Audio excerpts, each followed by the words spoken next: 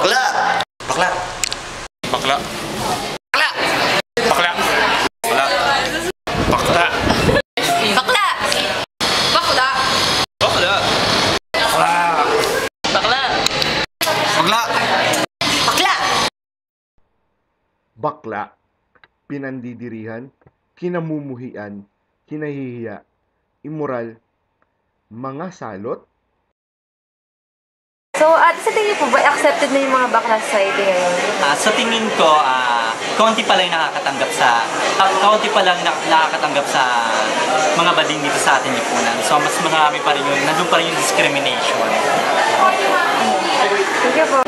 Para sa akin po, kasalanan siya kasi nasa Biblia po, yung ginawa ng Panginoon, babae lang po at lalaki. Yun lang.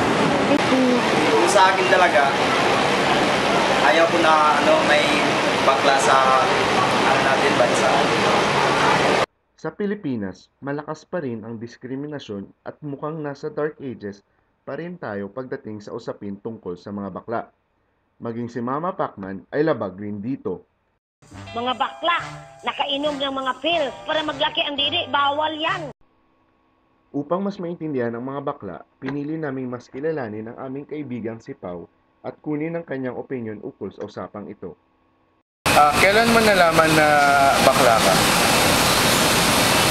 Bakla, siguro attracted sa lalaki. Siguro as early as elementary, pero super in denial pa ako. Bata ko, alam kong may hindi akong kumilos. Not like the usual na sinasabing lalaki. Tampunan ako ng mga asal nung kabataan ko. And sa denial ako, napaaway ako dahil lang dun sa asal na bakla. Pero natanggap ko lang yung sarili ko nung high school ako, nung ito yung barkada ko. And nasabi ko kung isang mom ko, pinakaunang taong pinagsabihan ko na ganito ako bago magsimula yung second year high school. So, ano naman reaction ng magulang? I was not that surprised kasi halata naman. And open naman siya. How about your dad?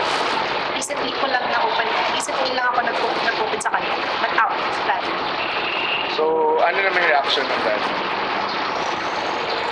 Super iyakan talaga ako doon.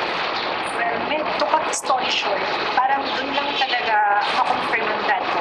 Although he has a kid, pero all the while he's in denial. How about sa school, sa society natin? Hindi ka ba parang nadi-discriminate dahil yun nga, gay ka or what? I don't feel it. And if meron man, siguro di ko lang napapansin or hindi ko pinapansin. Just para sa akin, siguro ang problem ko lang is may mga tao talaga na sadyang hindi talaga mababagong pag-iisip. So, tulad nga ng kasanayan ko, just ignore them and live your life. Tunay nga na marami pa rin sa atin ngayon ang di pabor sa pagiging bakla. Ngunit, karapat-dapat na nga ba nating tanggapin ang mga bakla sa ating lipunan? Yes! Yes! Yes! Tao rin naman sila! Yes! Kasi tao pa rin naman sila kahit iba yung orientation nila sa normal. Equality of rights. Tama yan. Okay naman. Okay naman sila eh. Okay lang, tanggapin kasi alam sila ginagawa mo sa kanila. Hindi naman nila kasalanan yun eh. Pinanganak silang ganun, bakit naman di ba? Hindi dapat tanggapin din. Dapat they have to respect for what gender we have here in our country. Like the other country, they are accepted.